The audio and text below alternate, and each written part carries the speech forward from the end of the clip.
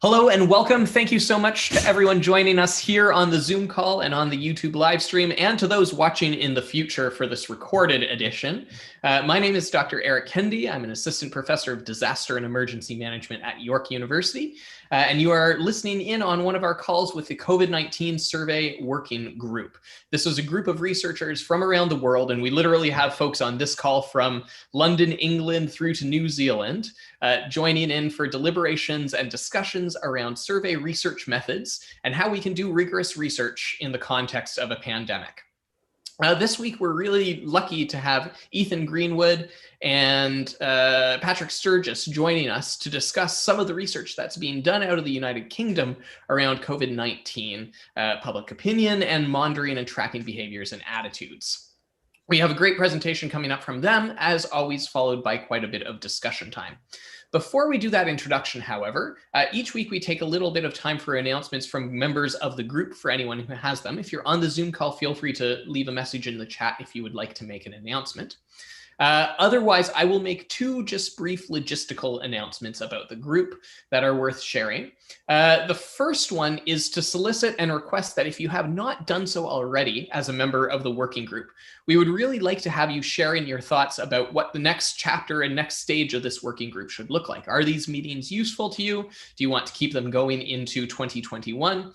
Are there other projects that we could be biting off? And so you should have received an email message in your inbox with a request for participation and feedback there. I'd really appreciate if you would be willing to share that. The other announcement that I would make is just that myself and another member of the working group, Dr. Eric Jensen, recently gave a presentation as part of the COVID calls series on survey research in the pandemic. I'll share the link in the Zoom chat and post that to our website as well. But I would encourage folks to check out the COVID calls series. If you thought this call was a lot, the COVID calls are running literally every weekday at 5 p.m. Eastern time. They're run by the historian of disaster, Dr. Scott Knowles out of Drexel University. And each weekday he interviews a different kind of expert, whether academic, government, practitioner, or even just an experience-based expert with COVID, to get their perspective. Recent sessions from his end have included emerging journalists on COVID, have included policy angles in the US on COVID, as well as that session that we did on survey methods. And so I'll share the link with the group via the website for that if you're interested in checking it out, but would encourage you that it occurs literally at the end of our call on Wednesdays, but every day at 5 p.m. Eastern if you want to check that out. Seeing no further announcements, it's my real privilege to introduce Ethan Greenwood and Patrick Sturgis, who are joining us from the Wellcome Trust and from the London School of Economics, respectively. We're so grateful to them for joining us at this late hour in the evening in the UK time to share some of the work that's being done on the Wellcome Monitor and other projects related to COVID-19 and survey research. As per usual, they will give us a brief presentation, and then we'll have plenty of time for discussion with the group as a whole. You can share your questions here in the chat, or if you're watching on YouTube live, you're able to share them in the chat there as well. And then I will cluster them together thematically and ask them out loud of Ethan and Patrick. And so there's no need for you to worry too much about following along the text. I'll try to convene them into an audible discussion that we can work through as a group after you share your presentation. But with that, let me pass it over to Ethan Greenwood and Patrick Sturgis. It's a real pleasure to have you. Thank you so much for being here. Thank you. Really great to be part of this COVID working group. So for those who don't know me, my name is Ethan Greenwood. I'm a social researcher by profession. And for the last 6 years, I've been working at the Wellcome Trust.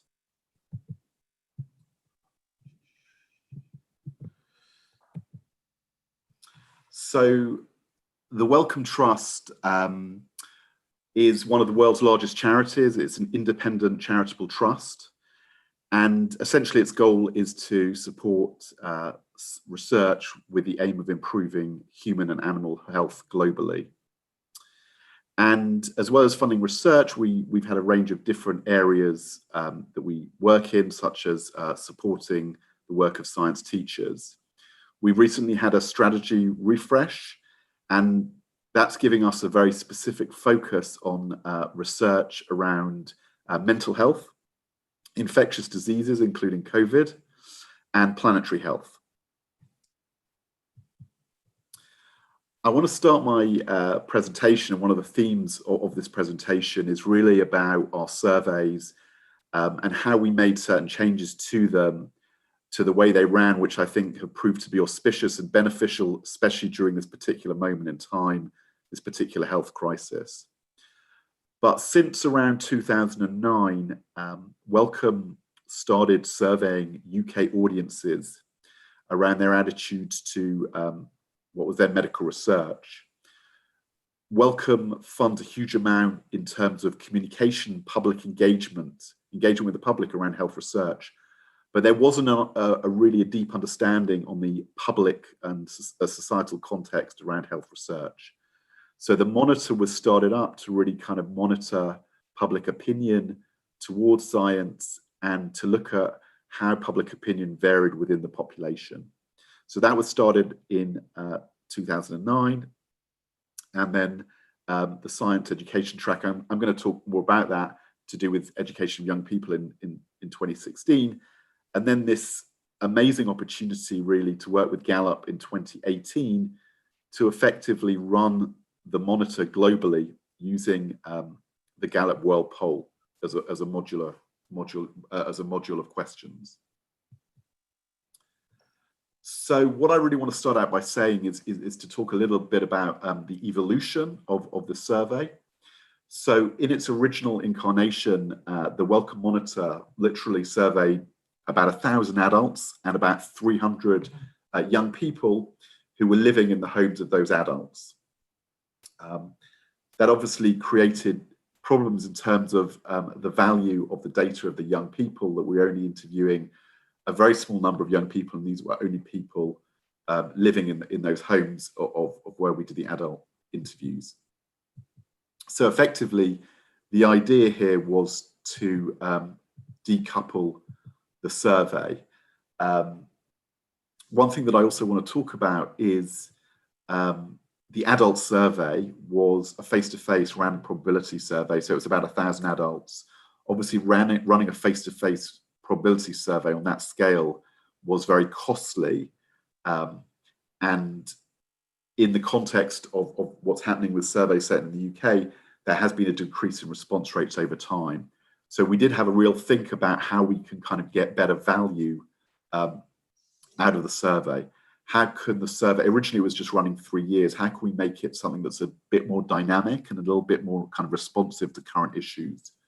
So we had the opportunity here to work with the National Centre for Social Research, who use a random probability panel survey. And I'll talk a little bit more about that. So the way it worked was that the National Centre for Social Research had its face-to-face British social attitude survey that it ran every year. And from that survey, it recruited those participants to an online panel that was then run every few months. So you can see here a little bit about the specifications of those kind of different surveys. One thing I also want to say about the young persons and the science education tracker was, again, we only had 300 responses. It wasn't particularly useful for analysis. So we did a lot of exploration to see what is the best way of interviewing young people. Obviously, to try and find young people in houses is very intensive in terms of doing a random probability sample. That was very complicated. So after a lot of reviewing of the different options, we did a online survey using the National Pupil Database, which is a database of all pupils in England who go to state schools. And from that, we launched the Science Education Tracker. And we really got a very good response. We had a couple of thousand with good response rates. But again, just to look at this again, these are some of the kind of response rates. Obviously, one of the issues with the panel interviewing is that the response rates are smaller. So the 15% is a percent of respondents to the panel of everyone, including those recruited from the BSA. The actual response rate on the panel is about 57%, but when you factor in the whole of the BSA sample, it goes down to 15. And just a £5 incentive there on that. So one thing that we were obviously very keen to look at is to understand what impact the change of mode would have on the responses. When you look, so this is the 2015 original design of the monitor face-to-face random probability sample, and then you compare that with the BSA panel and the BSA face-to-face, what you actually see is the changes in responses are more to do with changing the provider from the face-to-face to NatSen. But actually, when you look at the differences between the panel and the face-to-face percentages for this question about interest in medical research, the responses are pretty much similar. So as I say, we ran the panel in the first time in 2018, and then the second time in 2020. So one of the obvious issues that I'm sure a lot of people faced in terms of surveying is a crisis that occurred, and it occurred very quickly. And therefore, how were we able to respond to that in terms of posing survey questions? And going back to my original comment about the auspicious timing, because we were using this very flexible panel that was running quite frequently, it meant quite quickly we were able to add on quite an extensive number of questions around the COVID crisis, around how it was affecting people's lives and communication, etc. So we were kind of really, really lucky there. Another example is with the science education tracker, because it was using this kind of element that was based on the National People Database, because it was this online survey, while Wellcome is moving strategically in a different direction, we were able to transition the science education tracker to a team of colleagues, including Patrick at UCL and LSE, to still carry on doing that, but the emphasis changed. So it wasn't purely about science education, but more about the impact of COVID now on people's school and university experiences. Obviously, a very, very big challenge that we had, again, was on the Wellcome Global Monitor. So we went into field in 2018, we're now in field in 2020. We were scheduled to begin in April 2020, which, if you remember, was at the very height of the COVID crisis. So again, we had to make two very big decisions. Given that much of the survey was done face-to-face, do we cancel the survey or do we carry it on, but purely by phone? And also, it would seem derelict of our duty as a health charity not to ask questions around COVID. So after a lot of debate, we felt that, we could still ask questions. The opportunity shouldn't be wasted, and we would manage those differences around those change of mode. So we normally do about 140 countries, this time around 118. About a third of the surveys traditionally in 2018 were done by telephone and 2/3 face-to-face. So a lot of those face-to-face countries are now phone countries. So obviously we now have challenges around coverage, mobile phone penetration, especially in those low-income countries. We also need to consider issues around the mode effects, and will there be different types of people responding, but also change of mode, will that affect their responses? And obviously the issue around lower response rates going from face-to-face to phone in those countries.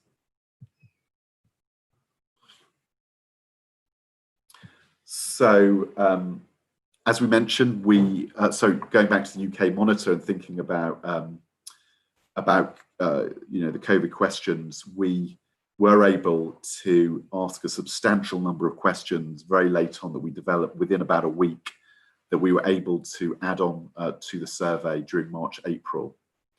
One of the issues that are being debated and have happened in other surveys was this idea of a response rate bounce because more people would be at home. So of the panelists, we saw a very small minor increase in response rate, but when you factor in non-response from the face-to-face BSA, it was pretty much the same kind of response rate of around 15%. But we were one of the first organisations to launch a COVID random probability survey.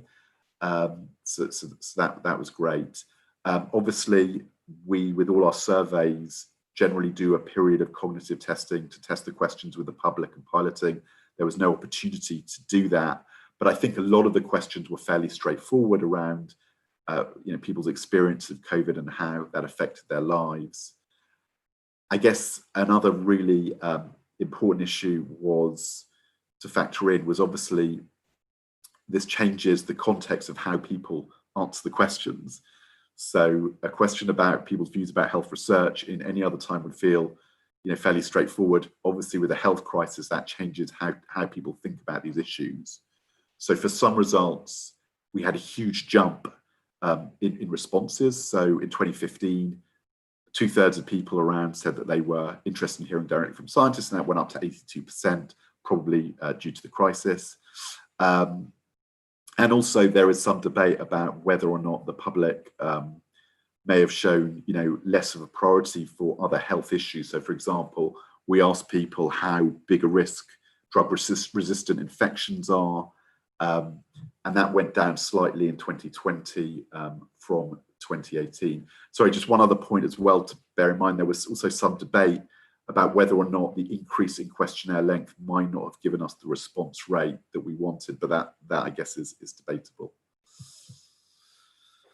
So just a couple of kind of final other things. Some of the other issues and ethical issues were about, given that COVID-19 was so central to people's mind, that you're telling people that you're doing a survey around health issues, how reasonable is it asked to really get people to think about other issues that really isn't on their mind, such as drug-resistant infections that would have been more if it wasn't for COVID.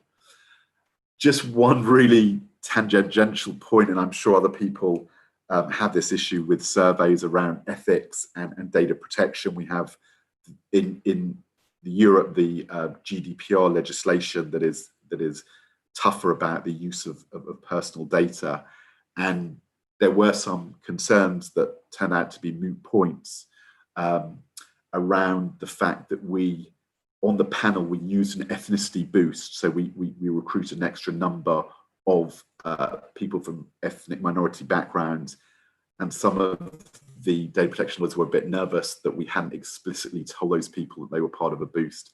It turned out to be a moot point.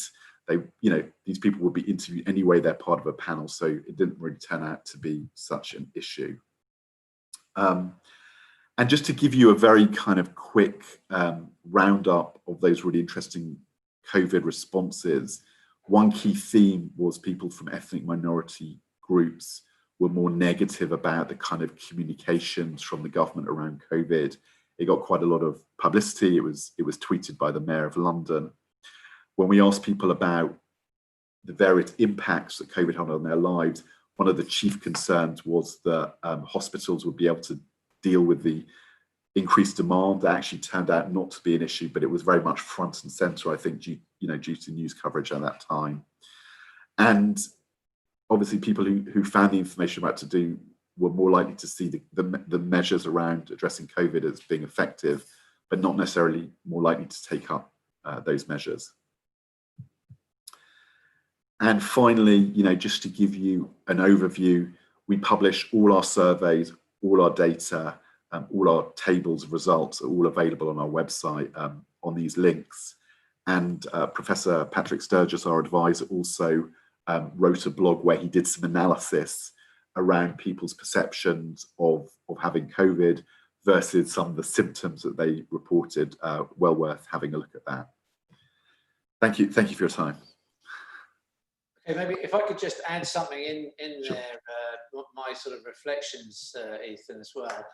I think, as Ethan kind of showed there, the Wellcome Trust has a sort of portfolio of surveys that we've been running for a while, and one more recently, the Global Monitor, only started in 2018, and the sort of young people's educational focused one and the general population one back in 2009. And there was even some earlier ones than that, and they had been sort of running using the kind of conventional big face-to-face, expensive, slow, decreasing response rates for some while.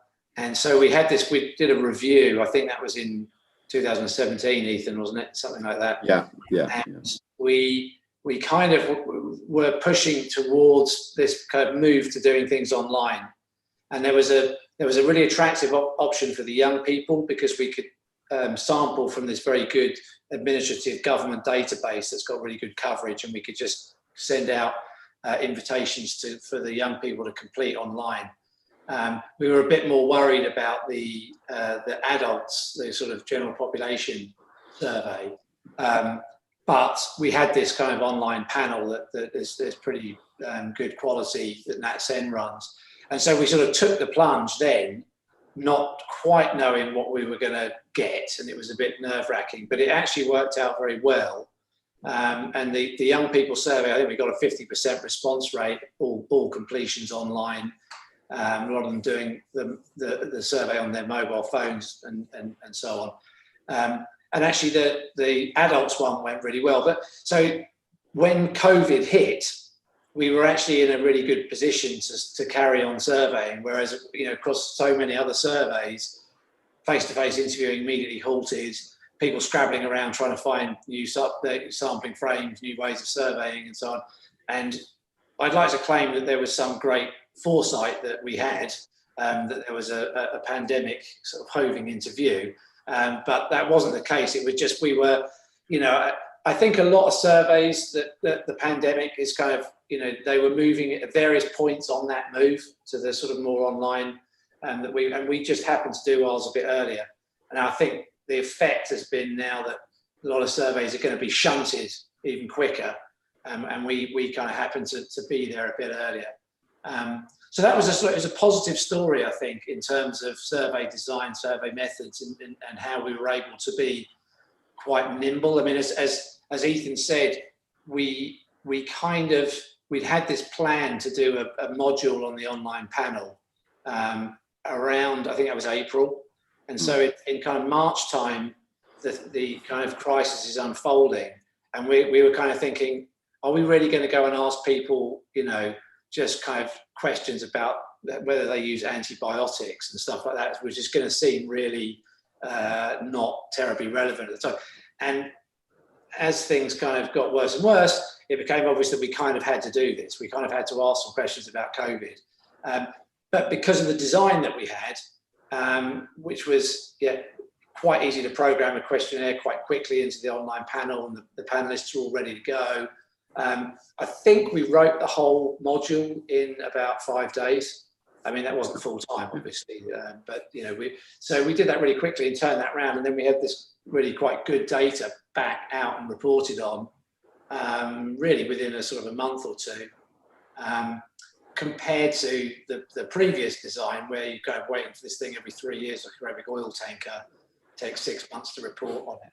So that was a good time. I mean, the Wellcome Global Monitor was more challenging in that it couldn't be as nimble. It couldn't move online, couldn't do face to face. So there was this choice of should we do it, knowing that the quality is going to be more challenging to achieve this time, just using phone. In many kind of low income countries, the coverage is pretty poor. And so on, but we're doing that. That's actually happening at the moment, isn't it, Ethan? We're starting to get the first country data in on that, and I think that sort of that decision about should we go ahead or with perhaps less good data and less coverage was the right one.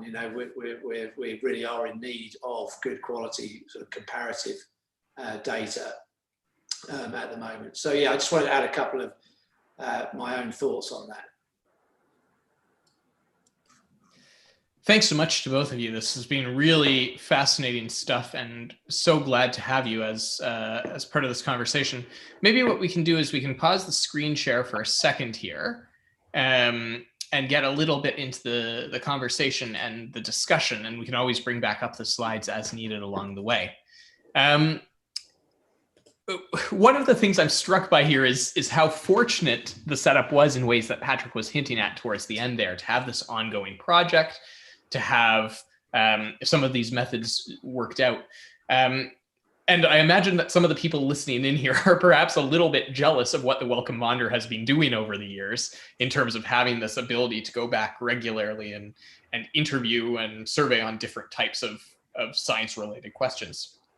So I'm curious if you can talk a little bit more, perhaps just about the history of the Monitor and how you got that off the ground and how you're sustaining that. Because that does seem like the ideal kind of platform for being able to then launch these much more rapid inquiries on arising topics as they come up.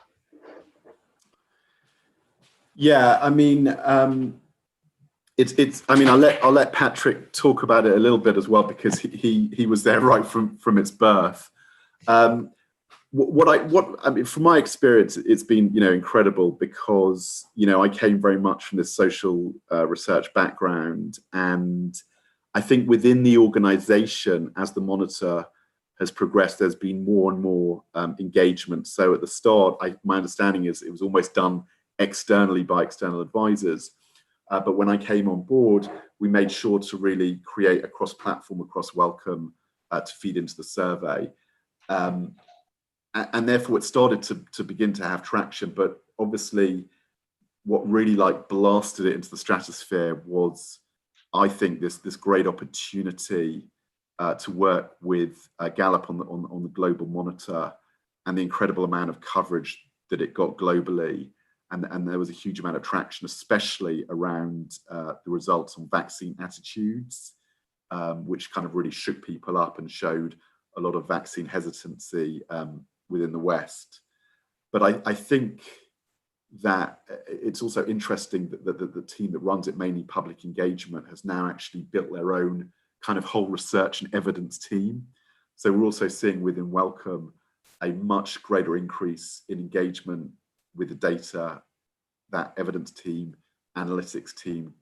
So it's just got a lot more traction, and people are really starting to see the value of public opinion, especially on these issues that we're dealing with, like mental health, in terms of informing the work we do. I don't know, Patrick, if you want to talk a bit about the start of it. Yeah, I think that's a good account. I mean, the early, the first, there were sort of ad hoc surveys being done in the 2000s that Wellcome did, and then I actually wrote a report with Nick Allen, where, unsurprisingly for two academics involved in public opinion research of science attitudes, we recommended that it would be good if they had a regular public attitudes to science survey. And so that was what started in 2009. And there's been a sort of, kind of an evolution of that survey, as Ethan said. I think initially it was more kind of academically oriented. It was a kind of, let's collect quite an academic survey data set and put it out there for people to use. But it was very interesting. It'd be a big report every few years, but I don't think enough kind of academics really engaged with it. Partly because the kind of group of academics interested in this area who are kind of quantitative was not, certainly at the time anyway, particularly large. And the data itself was quite limited because of this small sample size. I mean, if you've only got 1,100 respondents, there's limitations to what you can do with it. Same with the young people. So, but it over time, as Ethan said, it's kind of become more focused on Wellcome objectives. It's more of a sort of a Wellcome-driven survey. But it's also worth saying that at this point, kind of ironically and somewhat probably a bit sadly, for me, is probably the only constant since it started, is that it's probably not going to continue in its kind of current form because of the sort of move to doing the more global kind of surveying, Wellcome Global Monitor. I mean, Wellcome doesn't just see itself, it is a global organisation. It has a global remit. It happens to be sort of headquartered in the UK, and its history is in the UK.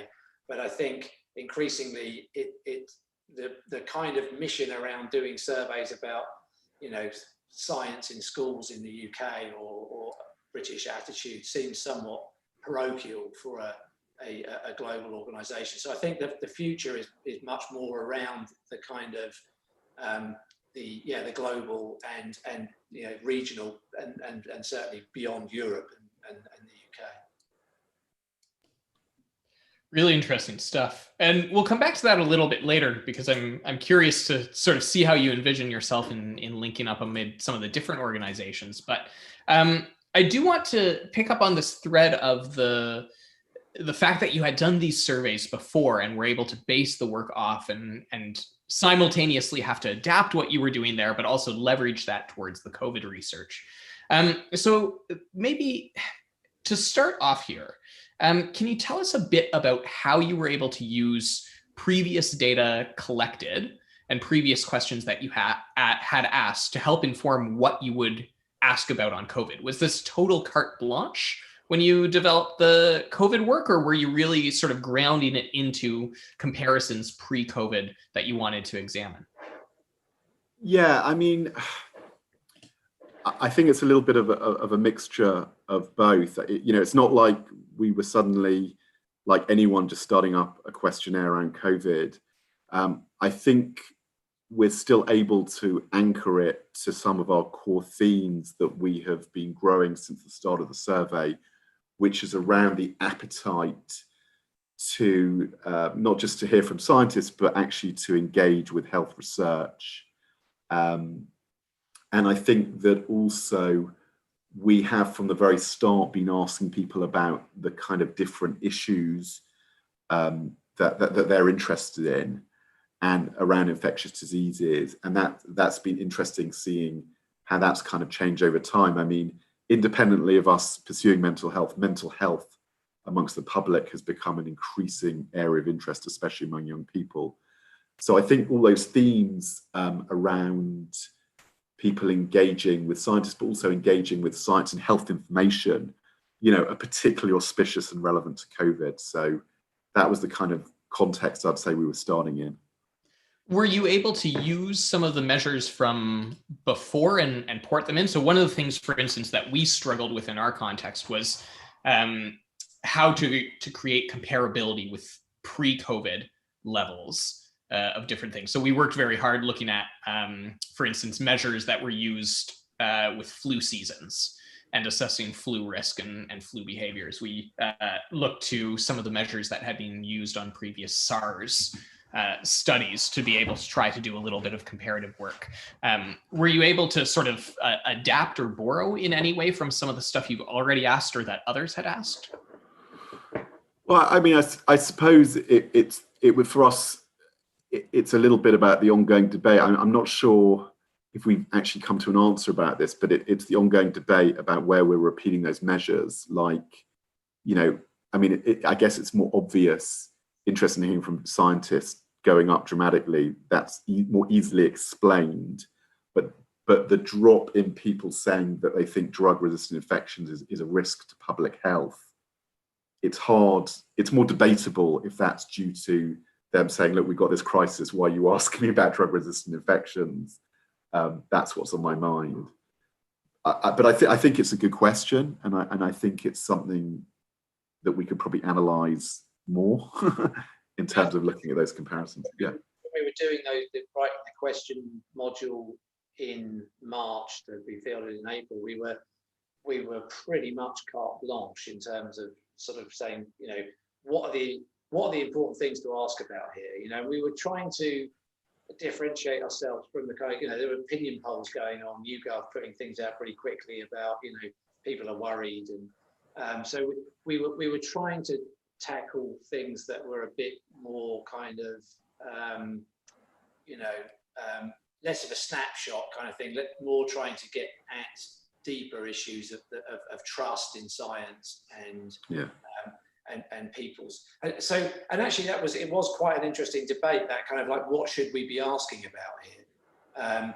I remember I was very keen to ask about whether people thought they had COVID or whether they thought they'd had it at the time, because that was a kind of a great unknown. Was this, like, how many people have had this damn thing?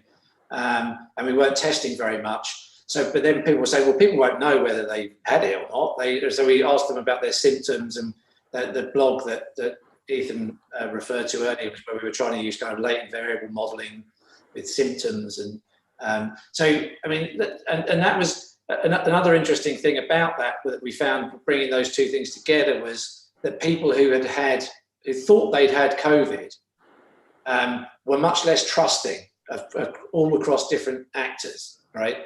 That was interesting. Of course, it's possible that the kind of person who thinks they've had COVID and maybe hasn't is also the sort of person who distrusts the government.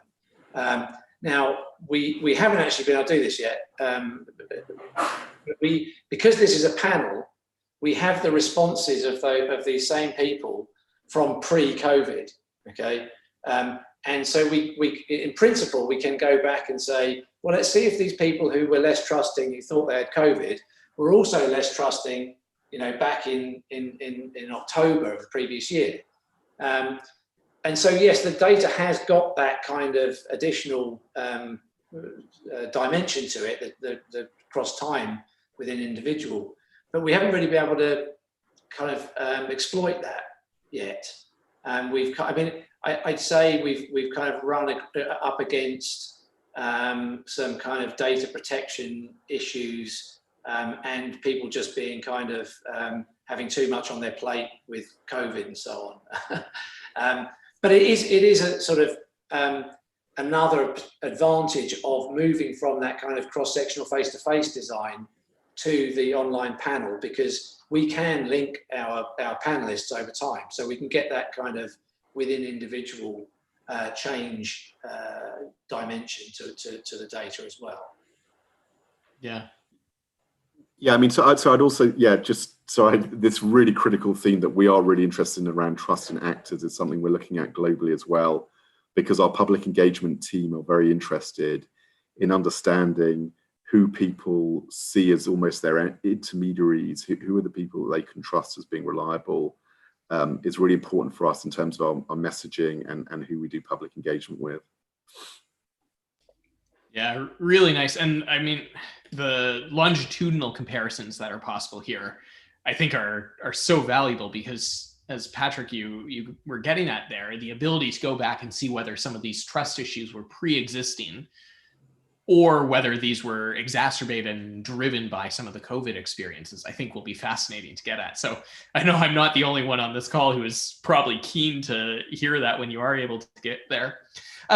There were a couple of things that came up, though, Patrick, in your remarks that I'm curious to follow up on. One is the sort of question development process, and then another to do with the validating and calibrating of questions. So we'll come to that second bit in a moment, but I recall during March, as we were trying to get these studies underway, really running into barriers where what felt like a valid question the morning one day was no longer relevant or appropriate by the afternoon of the next day. Can you walk us through, take us back to those 5 days when you were building this, and tell us a bit about how things evolved and tensions that emerged and how you resolved those? Yeah, I mean, of course, that's part of any normal questionnaire design things, the tensions of people wanting their questions and not liking others. I mean, actually, that is still going on now. As Ethan mentioned, the science education tracker has now become a sort of a separately funded study. It's funded by the UK government in effect, and I'm running it with some academics at UCL. And we are looking at the impact of COVID on schooling kind of when they're surveyed, which is going to be in November through to December. And of course, when we're writing these questions now, we're kind of asking about as the situation is now. Of course, we could be in full lockdown in the next 3 weeks. So that sense that you're writing a questionnaire that is potentially going to be completely out of date by the time your respondents are answering it is always kind of hovering over you, along with that sense of what is the important thing to ask? What is going to be the key thing? We don't want to just ask that same thing about, are you having a bad time? Yeah, of course I'm having a bad time, So, and I think we it was back. If we go back to when we were doing this one, when it was the field work was done in April and May, and we were writing this in March. And I think actually we didn't, as a sort of team dynamic thing, I think it worked pretty well. We kind of, there were a few tensions, like the one I mentioned. I was keen on, let's ask people whether they think they've had it and what their symptoms were.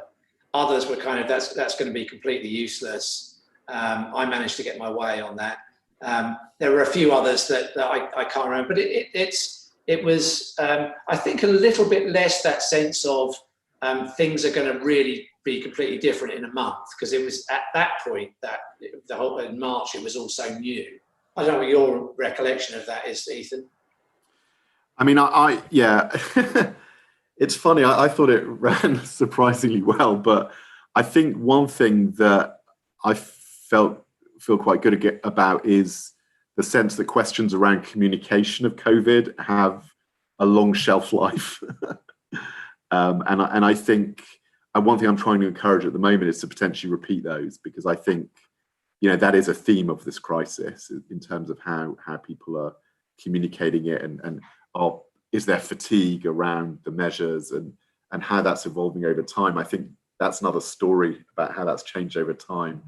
We forget that there was, a lot of goodwill at the start, then things changed. So I think those kind of questions have good value. There was actually, just recalling myself now, there wasn't, if I remember, there was an issue because Jeremy Farrar, who is the director of the Wellcome Trust, very important guy, is also a very important advisor to the government, and he sits on this board called SAGE that advises the government on things. And so we were kind of aware of this tension where we were going to be asking questions of the public about how do you think that the government are doing about communicating what's going on here. And there was a bit of a concern that, oh shit, we're going to be kind of like criticizing Jeremy Farrar with the data that we get out of this. But so there was a little bit of nervousness about that. Fascinating stuff, and we'll come back to that in a minute here. There's also a great question we're going to come to in a minute in terms of the temporal aspect here and how responses changed from March to April, which is a good reminder that if you're watching here on Zoom or watching live on YouTube, please do feel free to share your questions in the chat, and we will do our best to get them asked here. Just before we get on to those, though, I want to come back to that second part that we were talking about earlier, which has to do with the sort of validation and calibration of questions. Ethan, you had mentioned that there wasn't a lot of time for validating and piloting questions here. So I'm curious if you can tell us a bit about what strategies you used to ensure reliability on the questions, to what degree those worked or didn't. And then perhaps if there's not as much there, tell us a bit about what you've learned from previous versions of the Maunder around how to achieve good reliability and validity on your questions. Yeah, I mean, there was absolute, I mean, I'll be honest, it wasn't, there was this, we weren't able to do any cognitive testing or piloting. So I'm not sure if I can say hand on heart that we did something particularly skillful in terms of the questions. I mean, I think we used similar structures or category responses to previous ones. But one of the great things generally about being at Wellcome is this very thorough process that we have had with all our surveys, is the ability to do quite thorough cognitive testing, to test it with the public, and particularly fascinating to do on the global monitor, where obviously you've got a range of issues to be concerned about in terms of, cultural differences in understanding. And that was an extraordinarily critical part of the research in eliminating health issues we would love to have been able to ask about, such drug-resistant infections. We couldn't even ask about health research because cognitively that was difficult for anyone of any language or level of literacy to understand. But I think that cognitive process has really helped us. So obviously being able to repeat questions, that we cognitive tested is fine. But I think on this instant there was no time. I mean, in the Wellcome Global Monitor with the COVID questions, they did manage to do some, very quick, I think it was a telephone cognitive testing. And can you just walk us through for half a second what your normal protocol around cognitive testing would be, and sort of how you do that, and what works and what doesn't about that? Yeah, sure. So normally we'll probably come up with a range of questions that we think are appropriate for the topic, and we'll obviously articulate where we feel there might be ambiguities around questions, or where where we're not sure, should we try this version or that version, and then we'll go through a phase of testing it in a variety of locations with different types of people, and then they'll kind of iterate. We'll adjust the questions, and then retest them, and then we usually publish a report around that. So it is a thorough process. I mean, Patrick can talk to this more about. I'm not sure if there is a perfect formula for how many times you need to cognitively test. There's probably a little bit of subjectivity around there, but certainly for me that's been really important, because often questions that make perfect sense to you, the actual process itself is to say to someone, not what's your answer, but how did you come to that response, which is the really critical thing. Mm-hmm. Yeah, and I'd say, I mean, I think that for that module, because we designed it so quickly as a team, we almost had that sort of like expert panel element to it, rather than sort of one person doing it very slowly. So we were all eyes on it, and the stuff that we asked about was kind of quite salient to most people at that time. So yeah, like we've just had the results of the cognitive testing for the survey of young people that we're doing about schools and so on. So these are a bunch of questions written by adults who don't sit in classrooms very often. And so the feedback that we've had from that has been incredibly helpful, because the kids are saying, no, that doesn't make any sense to ask about a lesson like that. We don't do it. That makes, of course we do it this way. And oh yeah, okay. So you can really, mess up how you think things are happening on the ground. And so you really have to have that kind of feedback, I think, for those kind of questions. Whereas if you're asking about, do you think you've had COVID? Do you trust the government and how they're, that it's easier to write those kind of questions, I think, without, it's always preferable to cognitively test, but that kind of attitudinal question is a bit easier to skip that stage on. Yeah. I don't know, Ethan, if those reports are public around the cognitive testing work you do, but maybe we can include, if they are, a link on the site so that people can check those out. I know that we had lots of debate with some of our drafting and piloting phases around things like how to ask in our knowledge test section, things like, is it airborne? Because of the massively differential ways that people interpret the word airborne, as we are now seeing play out even in the medical community. But a question like, can you catch it through airborne routes, was a really hard question for us to operationalize in a way that would be measured validly and consistently over time. I do want to come to this question from Daniela in the chat, which is asking about the data and the changes that you saw across time. So in my skim of some of the work, I think you mentioned that the response block ranged from sort of tail end of March in through the 26th of April or so. Have you looked at all at how responses varied during that time, and what changes there were in attitudes and views? Unfortunately, I think, Patrick, correct me if I'm wrong, I think the bulk of responses were in the first week, weren't they, of that? So with the online panels, you tend to get like you send the invite out, you get 70% of respondents within 2 or 3 days. I think that's quite less extreme than that, but yeah, you can't really do any overtime over the fieldwork period analysis, sadly. Yeah, tough question. I mean, I know it's something that we have also been struggling with a lot.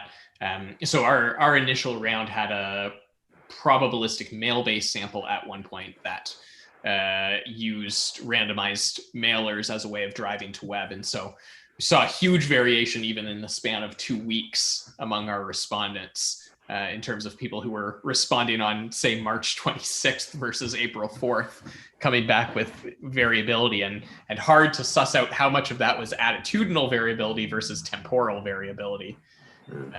So I'm jealous in some ways of a response block that came back so cleanly during the first week. So let's talk, if I can boil this down to a brutal question to ask you, but I want you to pick among your children. What was your favorite question? The one that you're happiest that you asked, that you're proudest of? And what was the least favorite question that you had on this first COVID round? What would you change if you were able to go back? It's a great question. Choose among your children. I mean,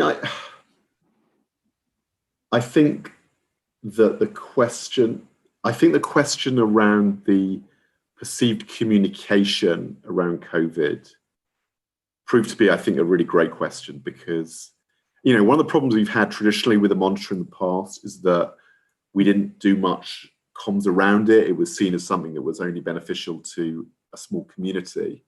Suddenly we have a survey that has huge political ramifications, certainly because we're able to break these down at a regional level. And again, the reason why probably the mayor picked up on that is this real disparity in satisfaction with the communications amongst ethnic minority communities. So for me, I think that was probably the best one of the best ones. Is that the question about how clear people found information?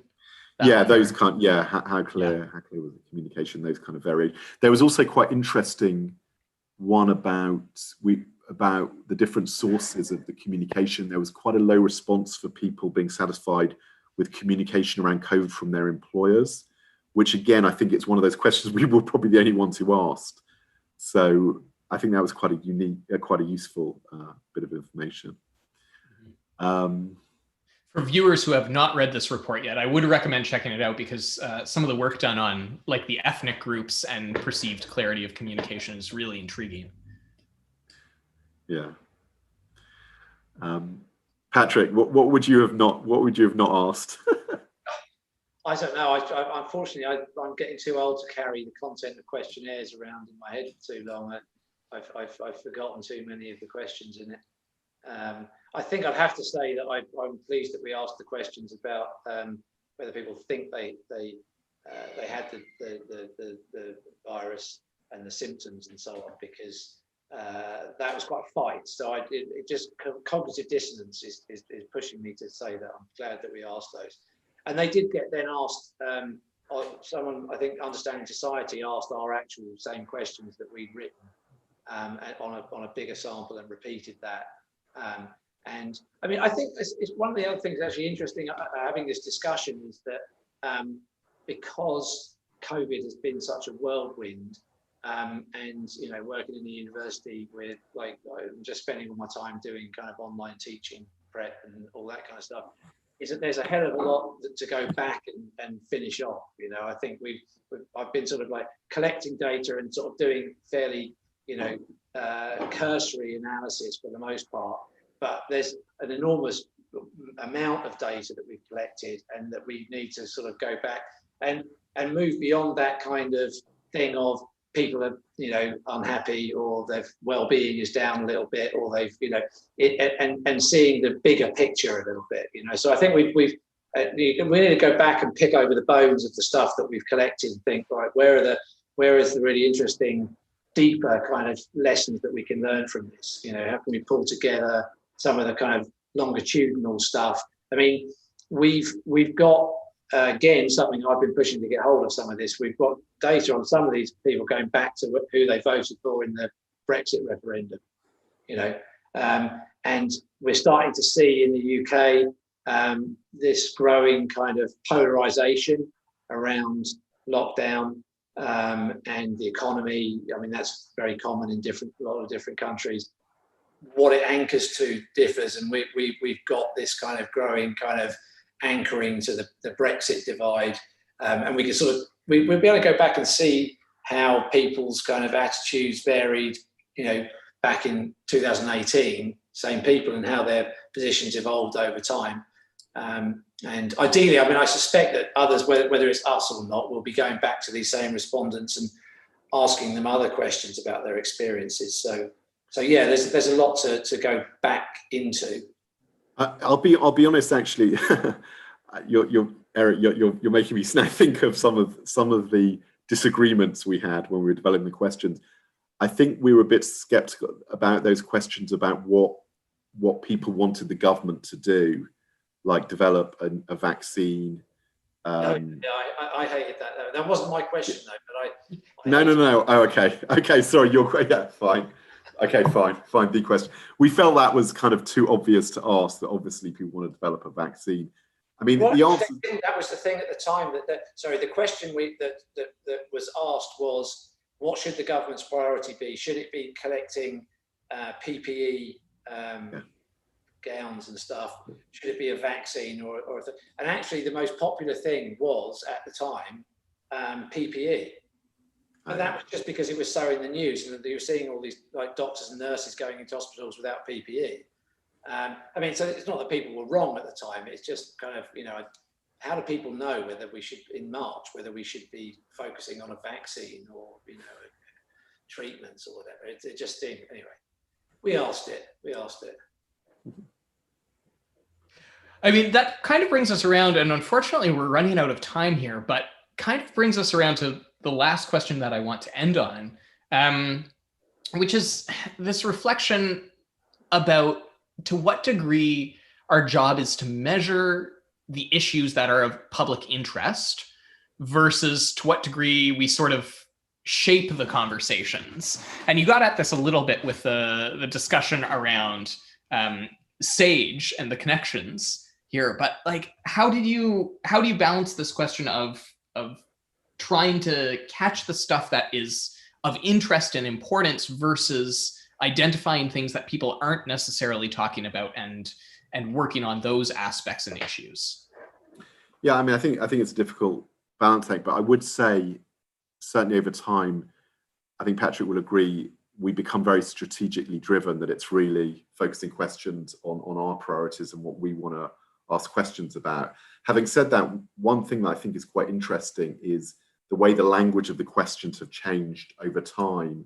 I think there is more of awareness of asking questions that the public can relate to better. So the original questions were very much around medical research, like almost esoteric questions that people will say they're interested in but might not fully understand, to talking more about health research and mental health and things that are kind of more tangible. So I'm hoping that over time the language we use is more relatable to the public, but I think we will always put front and center our specific areas of interest, which are these specific areas, mental health, etc., but also our themes that are relevant to engagement, which is around the kind of the trust of science and scientists among the public.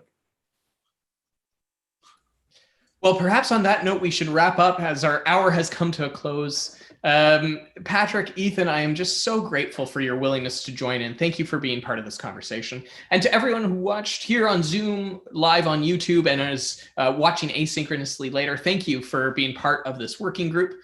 We invite your feedback via the links to the working group available on the YouTube page. And we hope that you'll join us this time next week, so Wednesday at 4 p.m. Eastern, 1 p.m. Pacific, and a variety of other time zones around the world, when Dr. Jean-François Daoust from the University of Edinburgh will be joining us to discuss social desirability and how social desirability bias shows up in the way we formulate our questions in COVID-19 research and other topics. I think it's going to be a really fun deep dive into the exact ways that this shows up in the subtle word choices and phrasing choices. And so I'm really excited for that conversation next week. Again, Patrick and Ethan, thank you so much for being with us. It was Thank you. It's been great. Thank you very much. Take care. Cheers.